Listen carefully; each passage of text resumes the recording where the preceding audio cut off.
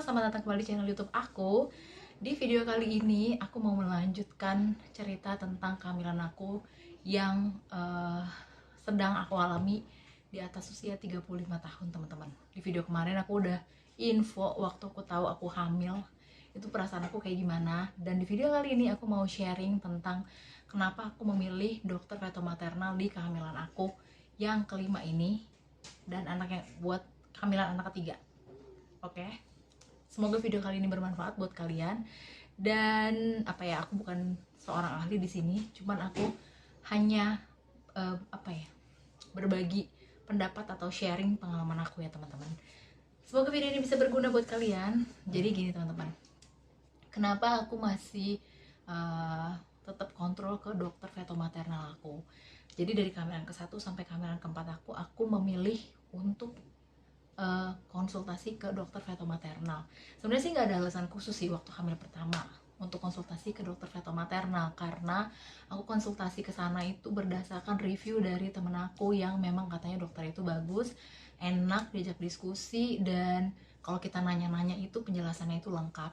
Nah, karena aku pertama kali tahu hamil di kehamilan pertama itu aku ke dokter lain sebelum dokter aku yang sekarang, aku merasa kurang cocok dan kurang nyaman gitu ya. Jadi di kunjungan kedua aku ke dokter aku yang sekarang ini, dan memang dokternya itu benar-benar sangat informatif, terus bikin kita tenang, penjelasannya juga jelas gitu loh teman-teman. Dan begitu pun berlanjut ke kehamilan kedua aku, dimana kehamilan kedua aku tuh sempat keguguran, terus kehamilan ketiga aku juga sama sempat keguguran, sampai di kehamilan keempat di anak kedua aku masih tetap sama ke dokter fetomaternal. Kenapa? Kalau di kehamilan aku yang keempat itu mungkin aku lebih kayak, oh dokternya tuh udah tahu histori aku pernah mengalami keguguran 2 kali gitu kan, jadi aku merasa lebih aman aja untuk konsultasi ke dokter yang sama kayak gitu. Dan pengalaman melahirkan aku di anak pertama gitu ya, itu tuh di rumah sakit yang menurut aku itu nyaman banget, dan menurut aku tuh minim banget gitu loh rasa sakit setelah melahirkannya. Itu bener-bener hampir nggak ada, selain rembesan aku, jahitan aku rembes ya, cuman rembesan jahitan aku pun itu tidak aku rasakan sakit. Ngerti gak sih, kayak ya udah cuma jahitannya rembes, tapi tuh nggak ada rasa sakit, panas, demam di badan aku atau infeksi atau apapun gitu loh teman-teman. Jadi pure karena mungkin aku emang nggak bisa diem aja, jahitannya belum kering banget, aku tuh udah yang merasa terlalu nyaman dan terlalu nggak merasa apa-apa, jadi aku selebor gitu ya. Jadi itu yang menyebabkan jahitan aku tuh rembes. Nah, untuk kehamilan ketiga ini, anak ketiga maksud aku berpikir bahwa aku tuh usianya udah di atas 35, dan aku tuh udah punya riwayat historik keguguran tuh 2 kali.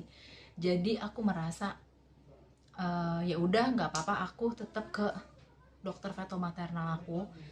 Meskipun sebenarnya sih kalau misalkan hamil itu nggak harus ke dokter fetomaternal gitu ya di awal-awal gitu, pasti akan nanti dirujuk sama dokter objinnya untuk ke dokter fetomaternal juga gitu, cuman nggak dari awal. Cuma kalau aku merasa dokter aku tuh aku udah nyaman banget, udah klik, udah tahu histori aku, dan umur aku juga udah tidak muda lagi ya teman-teman, udah di atas 35. Jadi menurut aku berharapnya sih ini tidak beresiko ya, tapi karena umur aku udah 35, punya histori keguguran 2 kali, makanya aku memutuskan untuk tetap ke dokter fetomaternal. Nah, buat kalian yang penasaran sebenarnya dokter fetomaternal itu apa sih? Jadi menurut yang aku googling, dokter fetomaternal ini adalah dokter subspesialis kandungan gitu. Jadi dokter fetomaternal ini mempelajari hal-hal atau hal-hal atau kondisi-kondisi yang mungkin bisa membahayakan ibu dan janin. Misalnya nih, ada kelainan di janin kita, dokter fetomaternal ini bisa mendeteksinya gitu loh teman-teman sejak dini, dan bisa sejak dini itu diberikan pengobatan atau solusi lah gitu dari awal, karena udah ketahuan gitu teman-teman. Jadi dokter ini tuh bisa mendeteksi apabila adanya kelainan pada janin atau yang bisa membahayakan kita sebagai ibu dan si janinnya tersebut kayak gitu teman-teman. Dan memang dokter fetomaternal ini khusus untuk orang-orang yang kehamilan itu beresiko tinggi. Salah satunya ya di atas usia 35 tahun gitu kan, karena setiap kondisi badan kita kan tuh beda-beda ya. Ada yang 35 tahun masih enak banget gitu ya, badannya tuh nggak yang capek, nggak yang apa gitu, atau yang udah punya riwayat keguguran seperti aku berulang. Nah itu kan beresiko tinggi juga. Seperti itu teman-teman. Untuk pengalaman aku, dokter feto maternal itu ngecek apa sih gitu kan.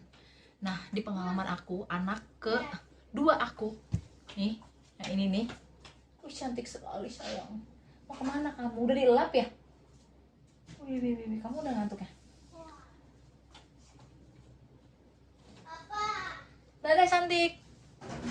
Nah, di kehamilan anak aku yang kedua ini, hamilan yang keempat itu, aku tuh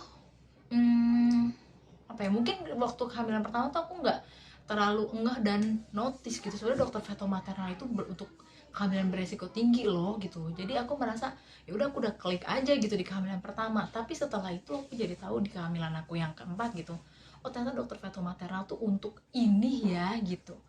Jadi dicek pada usia kandungan aku lupa keberapa gitu ya, berapa minggu gitu. Jadi dicek paru-parunya, jantungnya, katupnya, terus otaknya, terus tulangnya, lebih ke gitu teman-teman. Jadi kalau misalkan amit-amit gitu ya, ada kelainan gitu pada janin kita, nah di situ dia akan memberikan pengobatan atau solusi pengobatan nih, harus gimana kayak gitu teman-teman, treatmentnya harus apa, seperti itu teman-teman.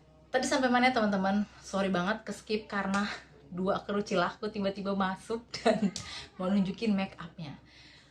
Ya, jadi apa sih yang diperiksa sama dokter feto maternal sejauh yang aku tahu dan yang udah pernah aku alami gitu ya. Jadi dokter feto maternal itu dalam usia kandungan, aku lupa sih lebih tepatnya ke berapa minggu ya, ke 20 minggu atau berapa gitu ya, aku lupa banget, sorry.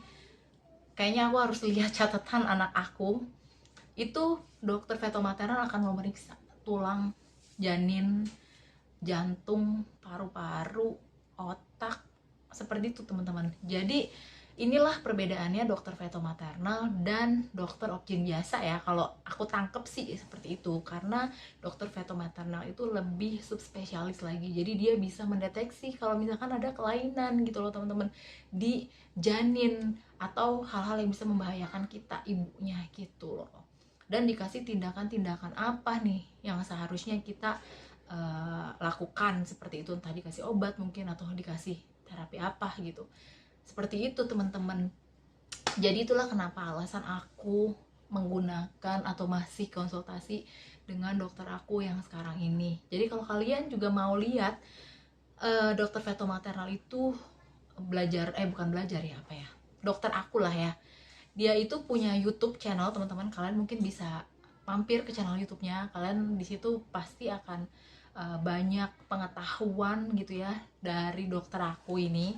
Nanti aku taruh di description box. Dan so far untuk kehamilan aku yang udah di atas 35 tahun ini teman-teman, aku merasa ini adalah keputusan yang tepat untuk tetap ada dan konsultasi dengan dokter feto maternal. Balik lagi ya teman-teman, ke dokter itu kan cocok-cocokan ya. Dan so far aku merasa cocok. Ya udah, kayak gitu. Nah teman-teman, sekian video dari aku, dan semoga video aku kali ini bisa bermanfaat untuk kalian. Aku menjadi manusia gitu. Semoga kalian yang lagi hamil di atas usia 35 juga badan kita tetap kuat, apa ya, tetap sehat ya, dan lancar semuanya ya teman-teman. See you on the next video teman-teman, bye bye. Teman-teman, satu lagi aku lupa. Kesimpulannya, kalian, buat kalian yang lagi hamil, kalian gak harus ke dokter feto maternal dari awal kehamilan gitu ya.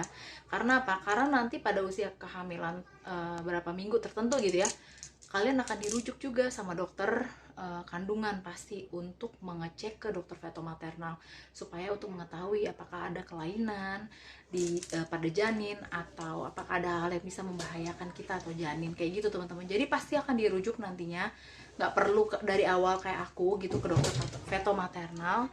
karena dokter feto maternal ini hanya khusus untuk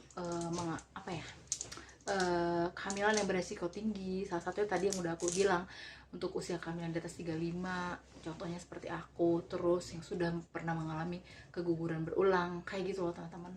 Jadi ya gitu aja teman-teman. Dan so far di kehamilan aku yang udah 10 minggu ini, kalian bisa lihat jerawat aku tuh banyak banget. Dan ya gitu deh. Emang umur tuh tidak bohong ya teman-teman. Kalau udah di atas 35 tuh kayak udah aduh pengen rebahan. Terus sedangkan ini 2 kerucil nih di belakang masih on banget, masih aktif banget, masih tenaganya tuh penuh banget gitu loh. Jadi ya kita harus menjaga kesehatan supaya jangan sampai ibu hamil itu drop. Oke, semangat buat kalian semuanya dan semoga video ini bermanfaat. Sampai jumpa di video berikutnya. Bye bye.